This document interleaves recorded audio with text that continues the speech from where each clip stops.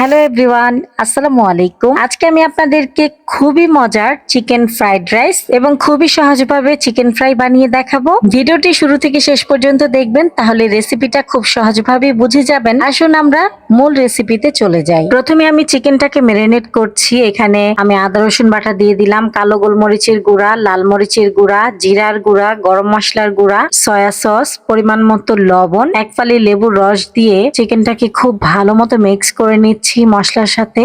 এই চিকেনগুলো আমি চিকেন ফ্রাইয়ের জন্য ম্যারিনেট করলাম, আর পাশে আমি ছোট ছোট করে কাটা মুরগির বুকের মাংস ম্যারিনেট করছি সেম মশলা দিয়ে। এই চিকেনটাকে আমি ফ্রাইড রাইসে দিব।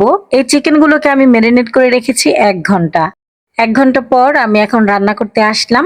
একটা কড়াইয়ে পর্যাপ্ত পরিমাণে তেল দিয়ে দিলাম, তারপরে 2টা ডিম আমি খুব ভালো মতো ঝুরা ঝুরা করে ভেজে নিয়েছি। একটু কালো গোলমরিচের গুঁড়া দিয়েছি, এখন উঠিয়ে নিলাম। সেম তেলে আমি রসুন কুচি দিয়ে দিলাম, একদম মিহি চপড করা রসুন কুচি। হালকা ভাজার পর আমি ম্যারিনেট করা মুরগির বুকের মাংস দিয়ে দিলাম। মাংসটাকে কিছুক্ষণ রান্না করার পর আমি এখন এখানে সবজি দিয়ে দিলাম, আর সবজির ভিতরে আমি দিয়েছি গাজর, বরবটি। আজকে ক্যাপসিকাম বাসা ছিল না, তাই দিতে পারিনি। তারপর দিয়ে দিলাম কাঁচামরিচ, পরিমাণ মতো লবণ, আর এখন দিলাম কালো গোলমরিচের গুঁড়া। সবজিতে কিন্তু পানি উঠেছে, পানিটা শুকিয়ে যাবে আর সবজিটা নরম হয়ে যাবে। এই পর্যায়ে আমি পোলাওয়ের ভাতটা দিয়ে দিলাম, আর এই পোলাওয়ের ভাতটা আমি রাইস কুকারে রান্না করে নিয়েছি। এতে করে রাইসটা কিন্তু খুবই ঝরঝরে হয়েছে।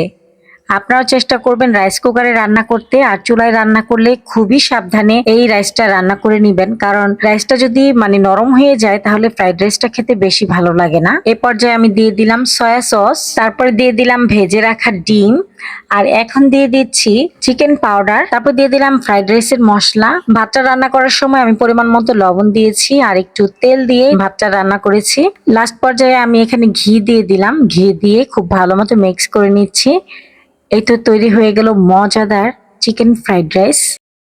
চিকেনটাকে কোট করার জন্য আমি এখানে ময়দা নিয়েছি, কর্নফ্লাওয়ার নিয়েছি, আর একটু চিকেন পাউডার, কালো গোলমরিচের গুঁড়া আর পরিমাণ মতো লবণ দিয়ে আমি ময়দাটাকে মিক্স করে নিয়েছি। এখন আমি ম্যারিনেট করা চিকেন দিয়ে খুব ভালো মতো কোট করে নিচ্ছি, আর এই কোটিংটা আমি ডাবল কোটিং করব, এই জন্য পাশে আমি পানি রেখেছি। একবার করে কোট করার পর পানিতে চুবিয়ে আমি আবার কোট করে নিচ্ছি, ডাবল কোটিং করে নিচ্ছি। এই তো আমার চিকেন কোট করা হয়ে গেছে, এখন আমি ডুবো তেলে ভেজে নিব। আচ্ছা বলেন তো আপু ভাইয়ারা, আপনারা কে কোথা থেকে আমার ভিডিওটি দেখছেন, আর আমার ভিডিও আপনাদের কাছে কেমন লাগে কমেন্টের মাধ্যমে কিন্তু জানাতে ভুলবেন না। আপনাদের লাইক এবং কমেন্ট আমাকে অনেক উৎসাহিত করে নতুন আরেকটি ভিডিও তৈরি করার জন্য। চুলার আঁচটা কিন্তু মিডিয়াম টু হাই হিটে থাকবে যখন আমি চিকেনটা দিব, কারণ লো হিটে থাকলে কিন্তু ময়দার যে কোটিংটা ছিল সেটা কিন্তু একদম তেলের সাথে মিশে যাবে। তারপর আমি সময় নিয়ে চিকেনগুলোকে খুব সুন্দর করে ভেজে নিয়েছি।